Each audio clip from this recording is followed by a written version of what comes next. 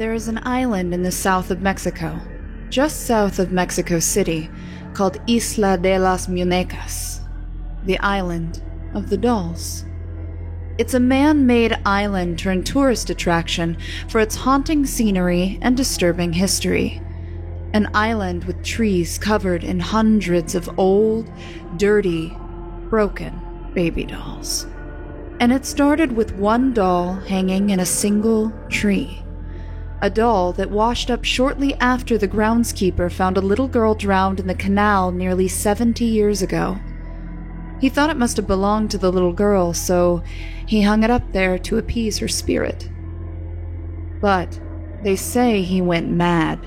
He claimed the spirit of the little girl was haunting him, demanding more dolls for more lost spirits. He'd buy them in town by the tens, accepting donations. People even started visiting the island with the gift of new dolls to hang in the trees. Over the course of his 50-year-long obsession, he amassed the many dolls adorning the island today. Until one day, they found him drowned in the very same location he found that little girl. Apparently, the locals maintained the island in his memory, viewing what he did as a kindness to the dead and to that little girl. To this day, visitors often still bring new dolls for the trees, though most of them only show up to see the real face of the old ghost story. That's all it was for me, anyway. I never believed in ghosts, but there's no other way I can think to explain what I'm looking at right now. I had already been in Mexico City for a year before it happened, having freed myself from my rat bastard of a husband.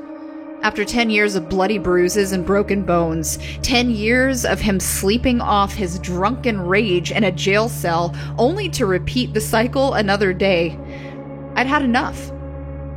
He was a cop, and the sheriff's department in our county was a good old boys kind of club. They protected their own. And he would never do any real time. There would be no justice for my pain. So, I faked my own death, framed him for murder, and left him to reap the consequences. Even they couldn't cover for him then. A tuft of hair here, a spritz of blood there, and one final, important detail to put him away for life. I heard he'd been arrested only a couple of days after my disappearance. For the following 6 months, I kept my ear to the ground, listening for news on the proceedings of his trial.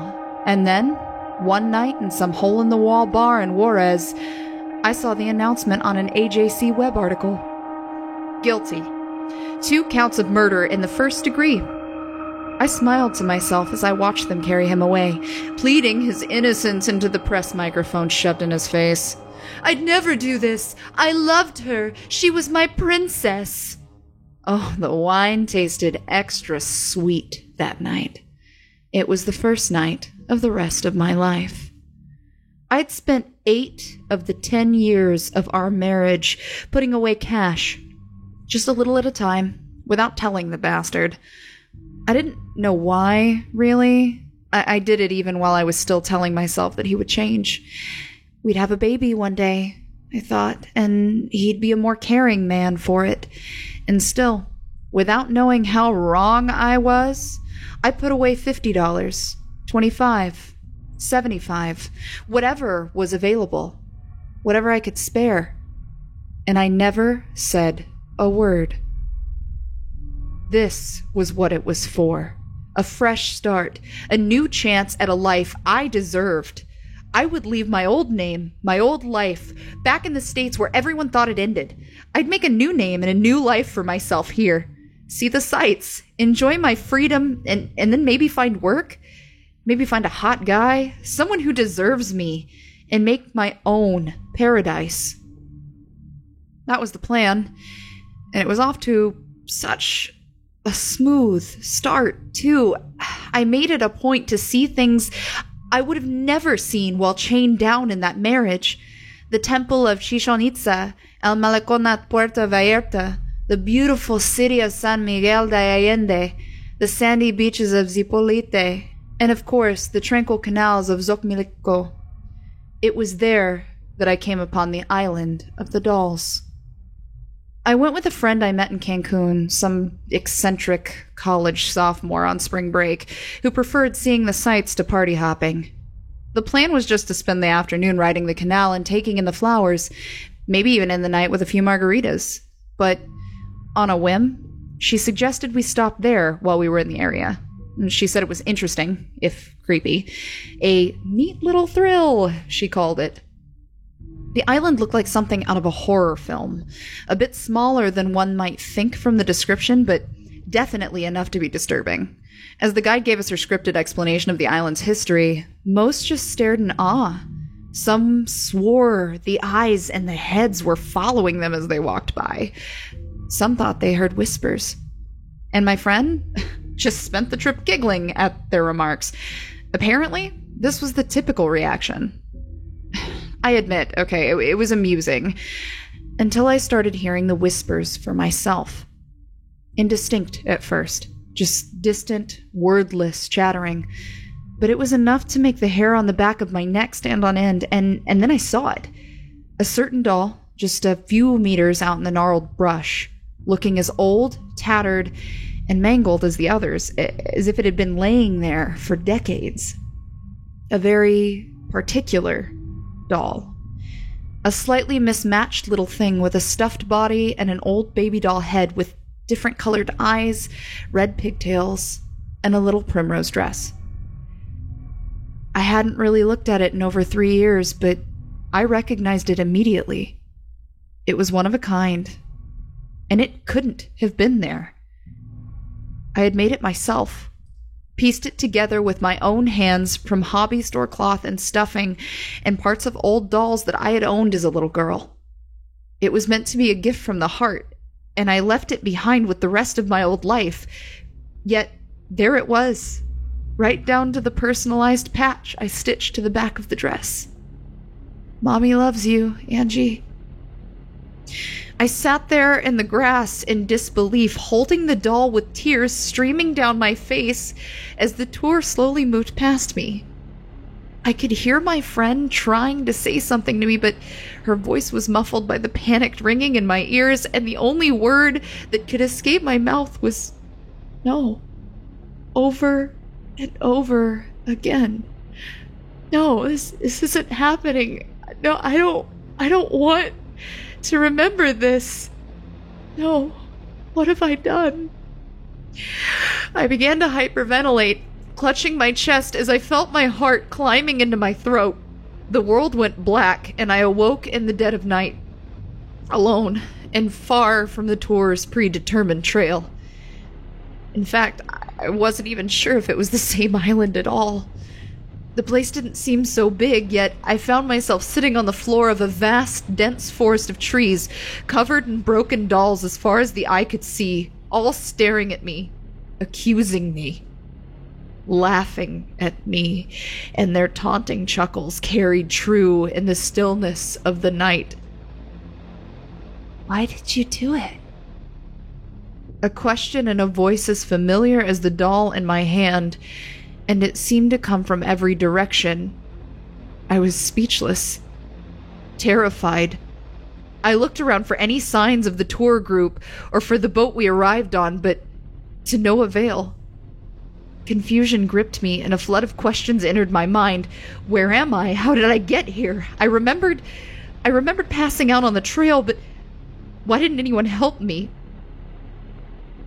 How could they just abandon me? Why did you do it? That same question, louder this time, closer and angry, hissing through the pull-string voice boxes of countless dolls, more than I could see. I moved my lips to answer, but no words came out. Part of my mind didn't understand what they meant, the part that believed that this was just a nightmare, but the other part understood perfectly. And that part of me hesitated. The voices didn't like that.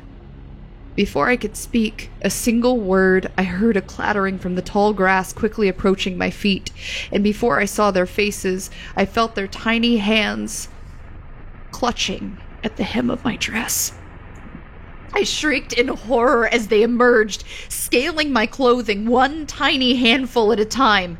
Demented little imps of wood and plastic staring through soulless eyes and empty sockets, squealing their anger and malice through the discordant whirring hums of borrowed cries and giggles from babies long since grown or dead. Dozens of them, some the size of newborns, some no longer or larger than my thumb, and all of them ferocious. I kicked, brushed, and threw them off of me as I ran without clear direction. Reduced to tears, I stumbled over my feet more than once. There was no time to stop and catch my breath, let alone question what I was seeing. I could see them clambering down from the trees and hear them leaping from branch to branch above my head. I could hear their broken laughter, growing closer. I had to escape. I could only pray to see a clearing and that I wasn't running deeper into the woods. My heart skipped a beat when I saw the first glimmers of moonlight through the trees, and it sank now that I've seen what lay beyond. A quiet beach littered in parts of broken dolls, up to and floating on the surface of the water all the way to the horizon. Not the canal, but a vast and endless sea, and right at the shore, with waves lapping at her ankles, she stands just as I remember her in her last moments, hair drenched and shivering in her sopping wet My Little Pony pajamas, holding the doll that I had made for her. "Why, Mommy?" Her eyes reflect heartbreak and betrayal, and I don't know what to tell her. How do I explain the suffering her father inflicted upon me? How desperate I was to be free of him. How could she possibly understand the way I lost my love for her when I saw her father in her face more than I saw myself? How can I tell her I felt nothing as I held her down in that bathwater and watched the life leave her eyes? And now, how can I not cry, remembering what I've done to her? The tears came before I noticed, as I stand here now, remembering that I never even touched her after she died. She didn't know the touch of her mother in death, only the unfeeling embrace of rubber gloves, as I saw fit to leave no trace of my presence. God, help me. I killed my baby girl, and she'll never know why. She has turned her back to me. She walks out to sea, and I chase her. I call out to her, telling her I love her, begging her for forgiveness, but she ignores me as her head sinks beneath the waves. I dive in after her. I can see her face now, smiling at me as it sinks beneath the murk. I swim deeper. My breath grows shallow, but I don't care. I watch the moonlight above fade away into darkness as I reach out, deeper and deeper still, hoping to feel her one last time.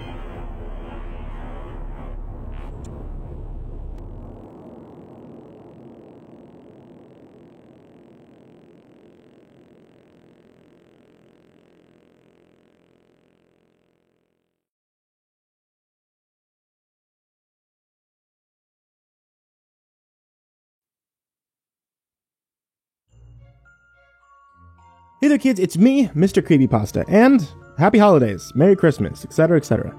And since it's the season of giving, the No Sleep authors, actually some of the coolest and the best No Sleep authors I've ever known, are working on the Monster Book of Monsters film project. It's in Kickstarter right now, but it's to give you guys a 100-story horror anthology that's also in the efforts of creating a television series based on popular internet horror stories.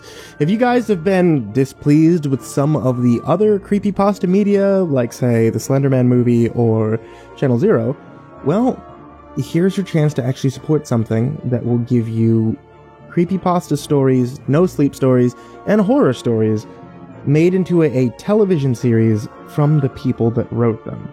And their Kickstarter is going to be running the entire month long.